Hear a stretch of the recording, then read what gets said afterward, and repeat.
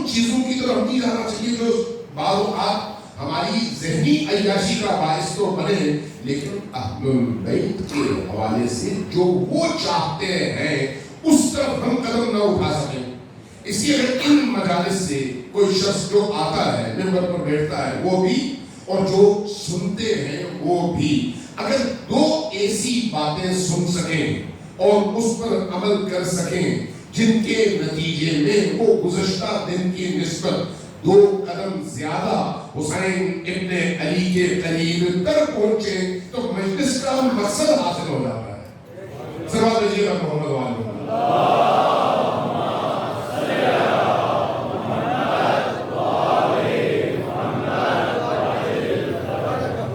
دنیا میں بڑے بڑے اجتماعات ہوتے ہیں، بڑے بڑے اجتماعات، سیاسی اجتماعات بھی ہوتے ہیں، دین کے نام پر اجتماعات بھی ہوتے ہیں، کلچر اور تہذیب کے نام پر اجتماعات بھی ہوتے ہیں، تفریحی اجتماعات بھی ہوتے ہیں، ہر طرح کے اجتماعات ہوتے ہیں۔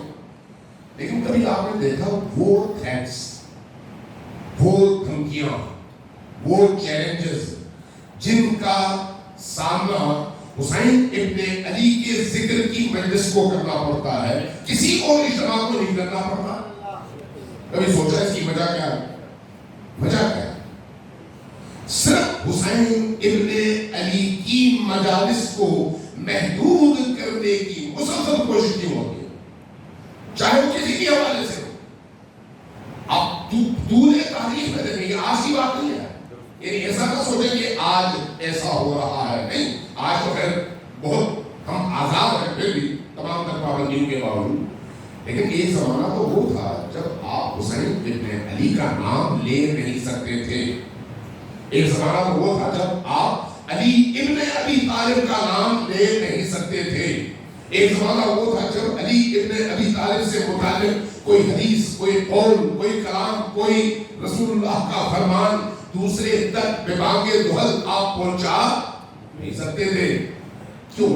علی اور آل علی، نبی کی آل کے ذکر اور ان کی فضیلتوں کے بیان کی مجالس پر بھی اور زبانوں پر بھی کیوں اتنی قدغن تھی اور کیوں اتنی سختیاں تھیں جن کے اثرات آج بھی ہم محسوس کرتے ہیں؟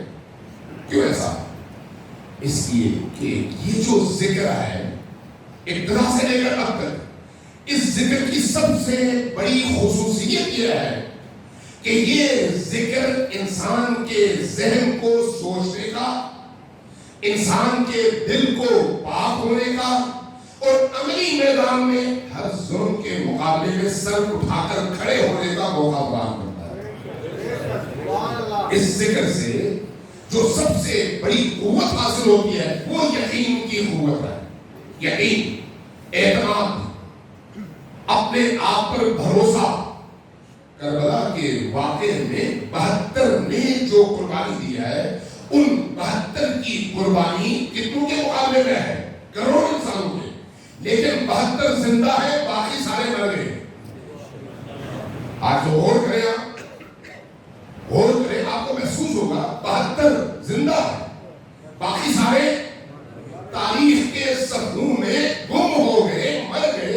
آپ کو اگر تلاش کرنا پڑے تو آپ کو 20 30 کتابوں کے صفحے چھاننے پڑیں گے کہ پتہ نہیں یہ کون تھے، ان کے باپ کون تھے، ان کی نسلیں کون تھی، کہاں رہتے تھے، کہاں چلے گئے، کسی کو نہیں معلوم۔ لیکن اگر معلوم ہے تو یہ ہے کہ حسین ابن علی تاریخ انسانیت کا ہیرو تھا اور آج بھی ہے۔